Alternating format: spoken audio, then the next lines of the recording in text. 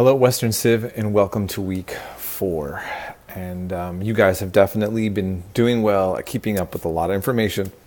And it seems to me when I'm looking at the notes and what you've been writing, you're really seeming to get at least a better understanding about these terms: socialism, anarchism, communism, and all, these important terms that really have left such a major mark on political trends in the modern world. And in this case, we're talking specifically about the Western world. And so, I hope that you're actually finding this rewarding, even though it's difficult. And even if you don't fully have all these terms down, at least now you're getting that you can have the ability to grasp these terms.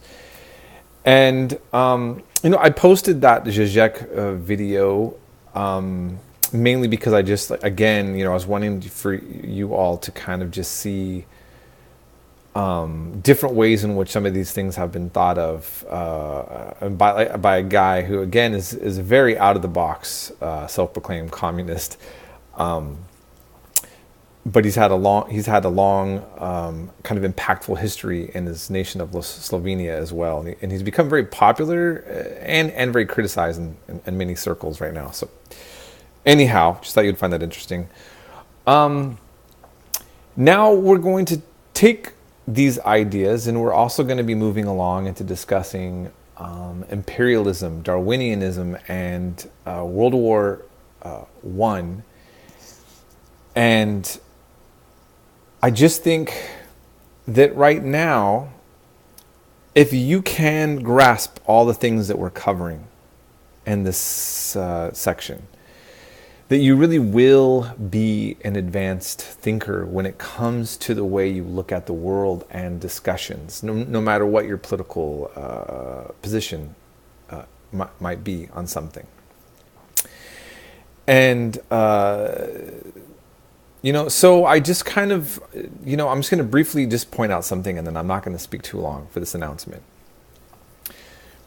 China is officially a communist party, and not only is it a communist, is it ran by the Communist Party of China, but Xi, the current president, has asserted more power than ever to himself. I mean, basically, he's really a massively powerful person there. So, I mean, China has had some attempt at not having one person have all the power, but basically he's doing the thing, okay? And I just want to point out something. Think about this. China was demonized a long time by the West. And even though there's still conflict with China now, with the United States and Western countries, and we're seeing some conflict that Trump is having in the trade wars, we're relatively at peace with China in the sense that, think of everything that you have in your house that's made, probably much of what's going on in back here of my cousin's house that I'm at right now, made in China, most likely. China didn't change its human rights record. It didn't change it didn't make itself a democratic nation. What changed is it changed its economic policies, and it opened itself up to the markets. And I want you to think about that, because if you look at the Cold War, eventually, which we'll be able to talk about some, what's changing is the markets, not anything else. And so what's happened really is that capitalism, there was this myth that capitalism had to have a democratic society to work. But what we're seeing is this trend in the world where capitalism is thriving under authoritarian regimes. The Vietnamese Communist Party has done the same. Thailand is ran by the military right now, and they have a thriving economic sector. It's open to markets. And you can look at Putin is definitely kind of reined in a lot of chaos that was happening in Russia.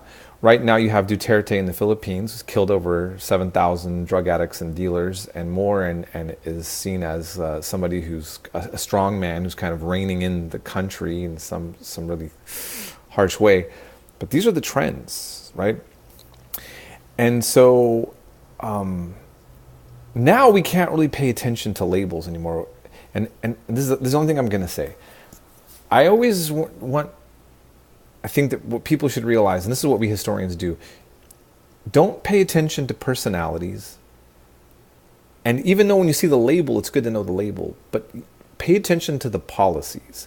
Look at what's actually happening and the results of things, as opposed to just the theory of things, right? I mean, people think of Buddhism of just being peaceful. Well, in Buddhism, all the teachings are peace. Much of it is vegetarian. Most Buddhist nations, they eat meat. They have militaries. They have prisons, right? Okay. So the ideas are important, but right? I mean, look at Christianity in the Middle Ages, killing each other, torturing. Is that within the ideologies of Christianity? No. But so we look at the policies and you see what people are actually doing, right? And so I just want to kind of bypass these oversimplified views that we've had about many things. And while it's good to know the labels and the definitions, it's also good to see how those things are manipulated as well, right? So now China talks about socialism with Chinese characteristics, which really means no socialism and Chinese nationalist ideas that are being enacted by the powerful leader, right? So, but don't just look to China for these things, right? Okay, so that's all I'm saying, and that's all I'll say for now. If you guys have any other questions, please let me know. I will be more available Tuesday. I do work tomorrow as usual, and we'll be in touch.